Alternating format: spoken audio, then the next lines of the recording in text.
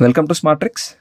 In this video, I'll explain about 14th formal fallacy, that is existential fallacy. ఈ existential fallacyలో ఒక universal ప్రిమైస్తో particular conclusion draw చేస్తారు.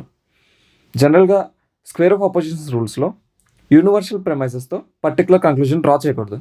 So it is a fallacy. Existential fallacy అని దీనికి name చేశారు. ఎందుకంటే యూనివర్సల్గా అది అందరికీ రైట్ అవ్వచ్చు, కానీ పర్టికులర్గా అది రైట్ అవ్వాలని రూల్ లేదు. ఇక్కడ కమిట్ చేస్తున్న ఫ్యాల్స్ ఏంటంటే అది ఎగ్జిస్ట్ అవుతుంది, యూనివర్సల్గా అది ఎగ్జిస్ట్ అవుతుంది కాబట్టి పర్టికులర్గా కూడా ఎగ్జిస్ట్ అవుతుంది అని వాళ్ళు అనుకుంటున్నారు. So this is a existential fallacy. Example చూద్దాం. All trespassers will be prosecuted. This is a universal statement, all అని వచ్చింది కాబట్టి. Therefore some of those prosecuted will be trespassed. Some అంటే ఇది ఒక particular statement, universal premise, particular conclusion. అందుకే దీన్ని existential fallacy అన్నారు. ఇంకా డీటెయిల్గా ఈ స్టేట్మెంట్ అర్థం అవ్వాలంటే we should learn about square of oppositions. Square of oppositions నేను ఎక్స్ప్లెయిన్ చేస్తాను, ఆ తర్వాత ఎగ్జాంపుల్స్ కంటిన్యూ చేద్దాం. ఇది classical square of oppositions diagram. ఇందులో ఫార్మాట్ ఎలా ఉంటుందంటే AEIO అని గుర్తుంచుకోవాలి. ఈ ఫార్మాట్లో AEIO అని డ్రా చేసుకోవాలి.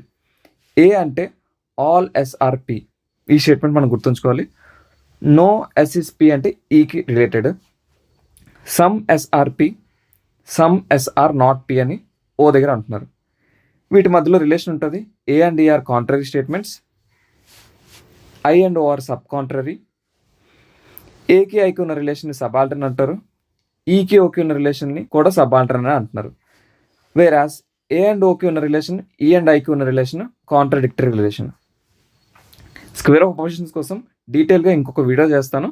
యాజ్ ఆఫ్ నౌ ఈ కాన్సెప్ట్ నేర్చుకోవడానికి మనం నేర్చుకోవాల్సింది ఏంటంటే A and E are universal statements. All అని వచ్చినా, నో అని వచ్చినా will be dealing about A and D అని అర్థం. సో ఇవి universal statements. Whereas I and O statements ఏవైతే ఉన్నాయో, సమ్ అనే వర్డ్ ఎప్పుడు వచ్చినా సరే we're talking about particular statements. Some అంటే కొంతమంది గురించి మాట్లాడుతున్నాం కాబట్టి అది పర్టికులర్ అనుకుందాం. ఆల్ అన్నా, నో అన్నా యూనివర్సల్, అందరి గురించి మాట్లాడుతున్నా అని అలా షార్ట్కట్లో గుర్తుంచుకోండి. ఎగ్జాంపుల్ మూవ్ అవుతాను నేను. All household pets are domestic animals. All అంటే ఇది universal statement. No unicorns are domestic animals, ఇది కూడా universal స్టేట్మెంటే.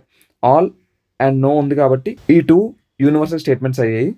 There four some unicorns are not household pets అన్నారు. సమ్ అని వచ్చింది కాబట్టి this is a particular statement. ఇక్కడ rule ఏంటంటే రెండు యూనివర్సల్ స్టేట్మెంట్స్ నుంచి ఒక పర్టికులర్ కంక్లూజన్ డ్రా చేయలేము. అలా చేస్తే అది ఎగ్జిస్టెన్షియల్ ఫ్యాలసీ అవుతుంది. దీన్ని నేను ప్రూవ్ చేస్తాను.